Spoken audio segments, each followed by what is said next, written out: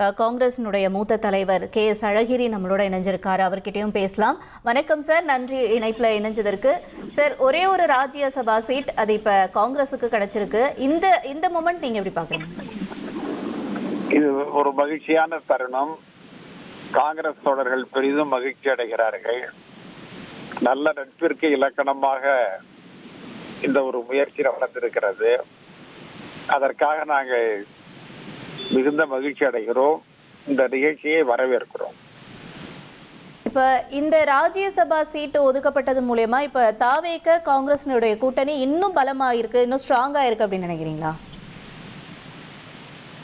நீங்க ஏற்கனவே நம்ம ஒரு மதசார்பற்ற அணியில தாவேகா இருக்கிற காரணத்தினால், இரண்டாவது காங்கிரசினுடைய அதிகாரத்தின் பங்கு என்கின்ற கொள்கையை அவர்கள் ஏற்றுக்கொண்ட காரணத்தினால் எங்களுக்கும் அவர்களுக்குமான உறவு ஒரு நல்ல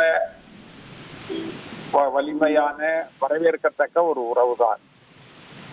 அதனை மேலும் செழுமைப்படுத்துகிற மாதிரி தமிழக முதலமைச்சர் அவர்கள் இந்த மேல் சபை தொகுதியை எங்களுக்கு வழங்கி இருக்கிறார்.